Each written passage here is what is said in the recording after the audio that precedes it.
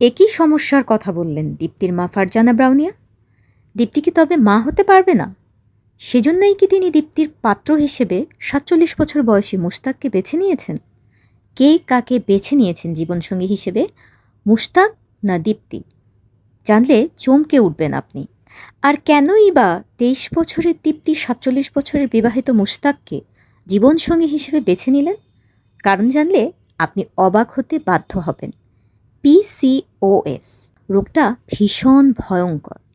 PCOS মানে polycystic ovary syndrome. এই রোগটা মূলত নারীদের হরমোনের একটা সমস্যা, যে রোগটা হয় সাধারণত সন্তান ধারণের বয়সে। এর একটা বাহ্যিক লক্ষণও আছে: ওজন বৃদ্ধি পাওয়া এবং মেয়েদের মাসিকটা অনিয়মিত হওয়া বা দীর্ঘদিন বন্ধ থাকা। উপায় আমাদের আজকের পর্বের আলোচ্য বিষয় ব্যক্তিগত পরিচ্ছন্নতা। দর্শক, এই ভিডিওটি তখনকার যখন দীপ্তির বয়স মাত্র ১৪ বছর।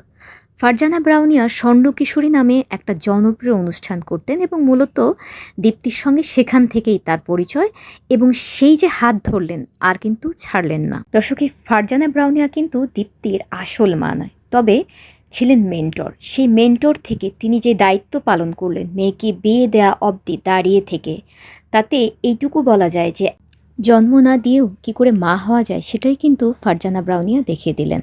তো এই স্বর্ণ কিশোরীর অনুষ্ঠান চলাকালীন কিন্তু দীপ্তির বয়স মাত্র ১৩ কি ১৪, অথচ এখানে দীপ্তিকে দেখে মনে হচ্ছে ২০ থেকে ২২ বছরের তরুণী। এই মোটা হবার জন্য কিংবা অতিরিক্ত গ্রোথের জন্য ২২ বছরের দীপ্তিকে এখন ৩৫ বছরের মনে হয়। দীপ্তির বয়স নিয়ে বহু বিতর্ক আছে, আপনারা চাইলে একটু দেখে নিতে পারেন।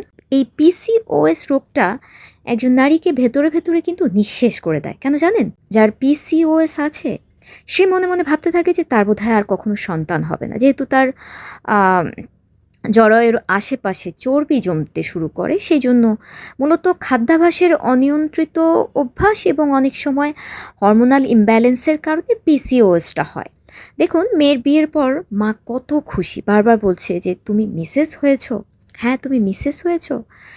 মেয়েকে মিসেস দেখতে পাওয়াটা ফারজানা ব্রাউনিয়ার কাছে অত্যন্ত আনন্দের ছিল, কারণ সেই মেন্টর থেকে ফারজানা ব্রাউনিয়া কখনো দীপ্তির হাত ছাড়েননি। মুশতাকের আগের বিয়ে নিয়ে মা মেয়ে মানে ফারজানা ব্রাউনিয়া ও দীপ্তি সবই কিন্তু জানতেন। দর্শক, যারা ফারজানা ব্রাউনিয়াকে চেনেন না তাদের জন্য একটু বলি, এই ফারজানা ব্রাউনিয়া একসময় দীপ্তির মতো চ্যানেল আয়ের জনপ্রিয় উপস্থাপক ছিলেন। ফরিদুর রাজা সাগরকে দখল করে চ্যানেল আয়ের রাজত্ব চলত তার। যৌবনে যখন ভাটা পড়তে থাকে তখনই আগে থেকে পছন্দের তালিকায় থাকা এই দীপ্তিকে চ্যানেল আয়ে নিয়ে আসেন। ফরিদুর রেজা সাগরের সঙ্গে পরিচয় করিয়েও দেন। শেখ হাসিনা সরকার পতনের আগে এই দীপ্তিকে দিয়ে বিচারপতি শামসুদ্দিন চৌধুরী মানিককে টকশোতে এনে সেদিন এমন এক পরিস্থিতির মুখোমুখি করেছিলেন দীপ্তি, যে বেচারা মানিক টকশো চলাকালীন বারবার মেজাজ হারান। ফলে যা ঘটার তাই ঘটল। জনপ্রিয়তার পারদ কিন্তু রাতারাতি উপচে উঠল দীপ্তির।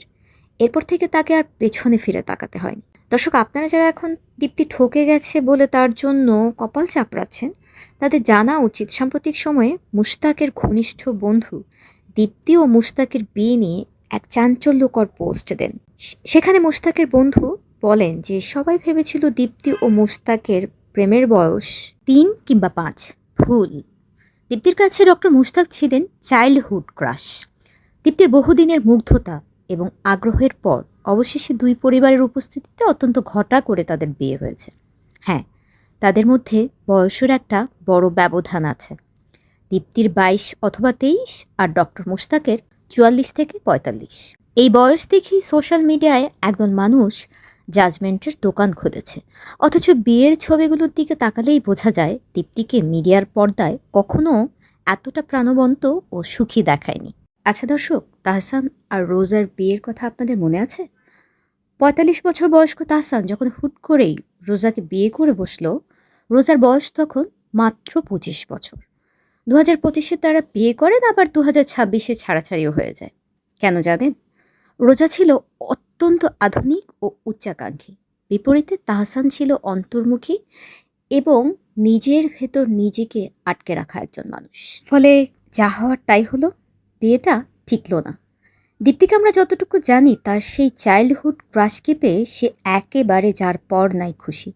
সে একটা স্ট্যাটাস দিয়েছিল না, যারে না পাওয়া ছিল জীবনের একমাত্র আফসোস, এটা কিন্তু এই কারণে, কারণ তাকে সে ছোট্টবেলা থেকে, কিশোরী বয়স থেকে ভালোবাসতো। আর হবেই বা না কেন বলুন তো? মুশতাক বিবাহিত, এটা ঠিক, কিন্তু তার অর্জনগুলো শুনলে আপনার চোখ ধাঁধিয়ে যেতে বাধ্য। শিক্ষক, লেখক, গবেষক এসব তো আছেই। শিক্ষা জীবনে একটার পর একটা গোল্ড মেডেল পাওয়া এই ঢাবি শিক্ষক অন্ত্রের ক্যান্সারের মতো একটা জটিল বিষয়কে অক্সফোর্ডে পিএইচডি করার জন্য বেছে নিলেন। ব্রিটিশ রাজ পরিবারের আমন্ত্রণে কুইন্স গার্ডেনের পার্টিতে অংশ নিয়েছিলেন তিনি। ক্যান্সার সচেতনতা ও রোগীদের সহায়তার লক্ষ্যে তিনি প্রতিষ্ঠা করেছেন সিসিআরটি। এরকম ঘটনা আমাদের কোষের ভেতরে ঘটে। ওই যে একটা জিন হয়তো লেখা আছে যে এই জিনটা 10 বার কাজ করবে, কিন্তু ওই কথাটা উঠে গেল। এখন সে 10 বারের জায়গায় 10 কোটি বার কাজ করছে। তখন ওটা আমার ওই কোষকে ওই অবাধ্য করে ফেলতে পারে, তাকে অ্যাবনর্মাল করে ফেলতে পারে, তখন কিন্তু আমাদের ক্যান্সার হতে পারে। আসলে মুশতাকের একাডেমিক সাফল্যের কথা যতই বলি ততই যেন কম বলা হয়। নম্র, ভদ্র, আপাতমস্তক বিনয়ী একজন মানুষ তিনি। তাই তো এমন পাত্রের কাছে মেয়েকে বিয়ে দিতে পেরে ব্রাউনিয়া ভীষণ উচ্ছ্বসিত। এখন দেখার বিষয় মুশতাকের বিনয়ী ও সাদামাটা স্বভাবের সঙ্গে দীপ্তি চৌধুরী কতটা মানিয়ে নিতে পারেন, নাকি অপি করিম ও রোজার মতো তিনিও বিচ্ছেদের পথেই হাঁটবেন। দর্শক, পবিত্র কুরআনে সূরা রুমে মহান আল্লাহ তাআলা বৈবাহিক সম্পর্কের আত্মিক শান্তি ও মায়ার কথা কত সুন্দর করেই না বলেছেন। আর তার নিদর্শনাবলীর মধ্যে রয়েছে যে তিনি তোমাদের মধ্য থেকে তোমাদের স্ত্রীদের সৃষ্টি করেছেন, যাতে তোমরা তাদের কাছে শান্তি পাও, এবং তিনি তোমাদের মধ্যে পারস্পরিক ভালোবাসা ও দয়া সৃষ্টি করেছেন। তাহলে যে সম্পর্কটা তৈরিই হয় শান্তি, দয়া আর ভালোবাসার উপর ভিত্তি করে, সেটাকে নিয়ে এত কদর্য মন্তব্য করার মানসিকতা আমাদের আসে কোত্থেকে?